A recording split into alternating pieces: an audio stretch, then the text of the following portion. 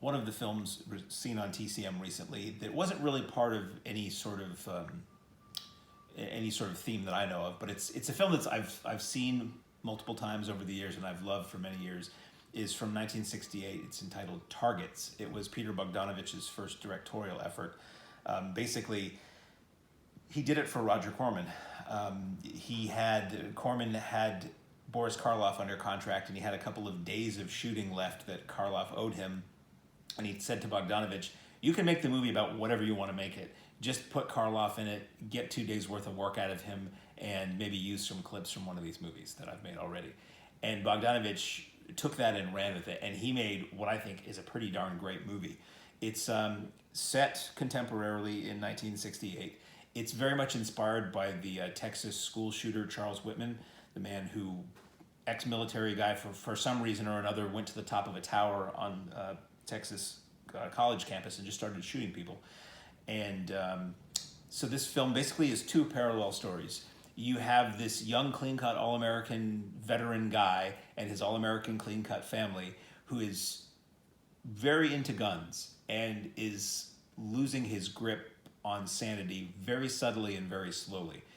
We intercut that with Boris Karloff basically playing himself as this Byron Orlock, I believe is the name of the character. He's a horror star who's been in the game for decades and has just made his latest film, which he thinks is garbage. Bogdanovich plays the director of that movie and the writer of what he hopes will be Orlock's next movie. And Karloff basically announces that, yeah, I'm done. I'm retired. We're not doing this anymore.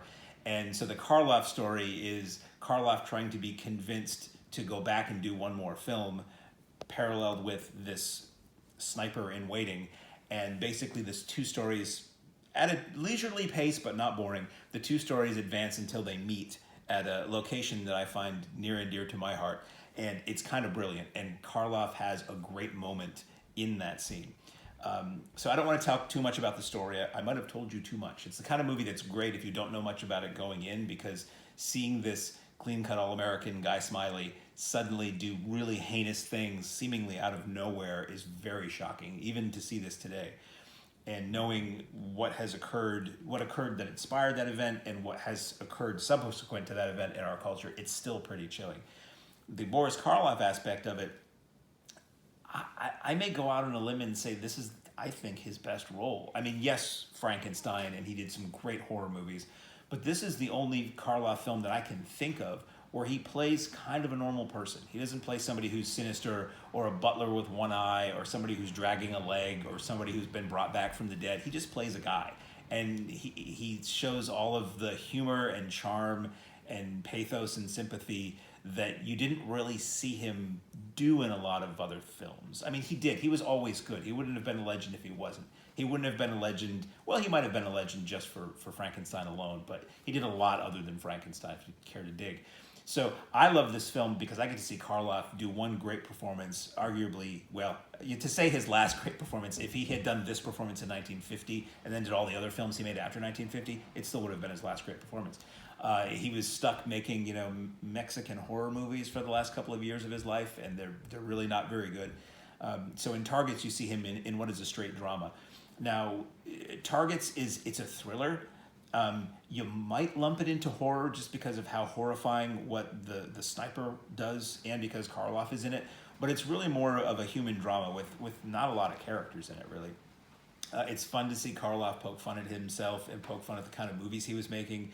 The clips of his most recent production are clips from The Terror, which was directed by Roger Corman and frankly several other people. And that was, I think, another movie that was made in 2 days because the legend is that it was 2 days. It was either because a golf game got rained out or because Karloff owed another 2 days on a contract. At any rate, the Terror is fun. It's got a young Jack Nicholson in it. We see clips of that throughout this film.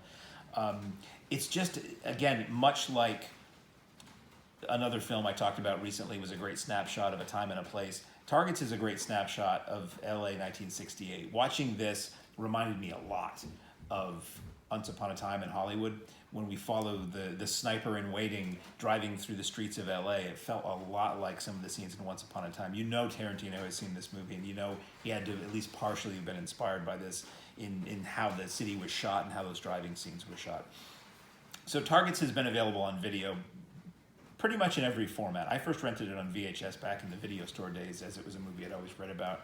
It's out on DVD. I'm pretty sure it's out on Blu-ray. It should be on the streaming services. And if you get the TCM Now, I'm sorry, I keep calling it that, the Watch TCM app, you can see it that way. I would highly recommend Targets. It's an intelligent movie. It's got some good laughs in it here and there, but it's also a pretty deeply disturbing movie. So Targets, 1968.